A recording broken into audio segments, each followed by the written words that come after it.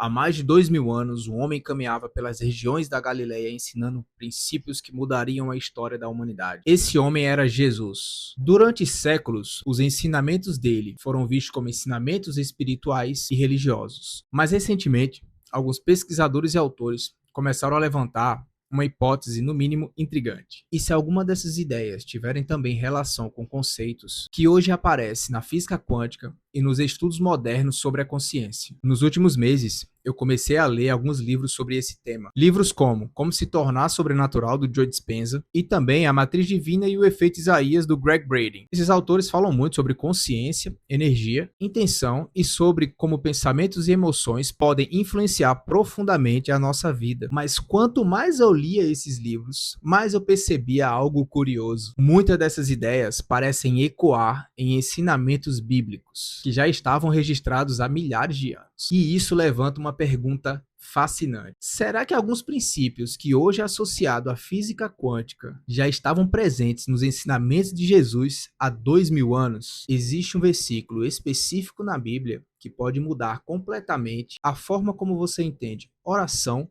fé e realidade. E quando eu percebi o que realmente esse versículo diz, eu fiquei impressionado. E a gente vai falar sobre ele daqui a pouco. E antes da gente continuar, se você gosta de conteúdos que exploram conexões entre ciência, espiritualidade e desenvolvimento pessoal, já deixa o like nesse vídeo e se inscreve no canal. Pô, rimou, hein? Porque aqui a gente mergulha fundo em ideias que podem mudar a forma como você vê o mundo. A física quântica surgiu no início do século XX e começou a estudar o comportamento das menores partículas do universo, átomos, elétrons e fótons. E uma das descobertas mais curiosas dessa área é que, nesse nível microscópico, a realidade não funciona da mesma forma que imaginamos. Alguns experimentos mostraram que partículas podem existir como probabilidades até elas serem observadas. Experimentos como o famoso experimento da dupla fenda mostraram algo muito estranho. O simples ato de observar pode influenciar o resultado do experimento. Isso levou muitos cientistas e filósofos a fazerem uma pergunta profunda. Qual é o papel da consciência na realidade? Mas o mais curioso não é isso. O mais curioso é que existe um ensinamento de Jesus que parece descrever um princípio muito parecido. E quando eu li esse versículo novamente, eu percebi algo que eu nunca tinha percebido antes. Autores como Joe Dispenza defendem que nossos pensamentos e emoções não são apenas coisas abstratas. Eles produzem efeitos reais no nosso corpo. Segundo ele, pensamentos geram sinais elétricos no cérebro, emoções geram reações químicas no corpo. E quando esses dois fatores se repetem ao longo do tempo, eles criam padrões que moldam nossos hábitos, nossas decisões, nosso comportamento e os resultados da nossa vida. Dispenza também fala muito sobre algo chamado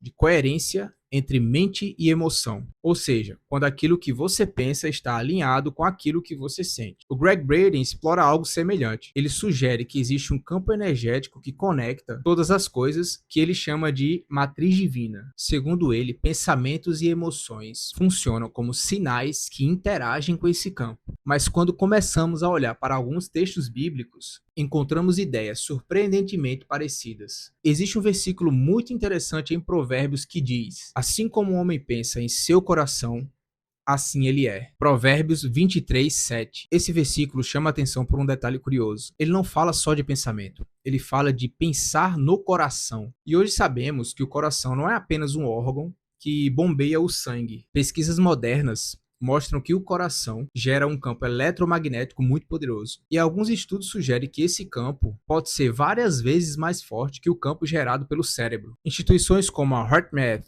Institute estudam algo chamado coerência cardíaca. Quando pensamentos e emoções estão alinhados, o coração entra em estado de coerência. Nesse estado, o corpo tende a funcionar melhor, menos estresse, mais clareza mental, mais equilíbrio emocional. O Joe Dispenza ele fala muito sobre isso. Ele diz que quando você alinha uma intenção clara na mente com uma emoção elevada no coração, você cria um estado interno capaz de transformar a sua vida. Agora preste atenção nisso, porque essa parte muda completamente a interpretação de um dos ensinamentos mais conhecidos de Jesus. No Evangelho de Marcos está escrito: tudo o que pedirem em oração, creiam que já receberam e assim lhes sucederá. Marcos 11, 24. Percebe algo curioso nesse versículo? Jesus não disse apenas para pedir, ele disse algo muito mais específico. Ele disse para crer que já recebeu, Ou seja, o ensinamento não era apenas sobre desejar algo no futuro, era sentir como se aquilo já fosse realidade no presente. O Joe Dispenza chama isso de gratidão antecipada. O Greg Brady também descreve que algumas traduções antigas utilizavam exatamente esse tipo de oração, não uma oração baseada na falta, mas uma oração baseada em sentir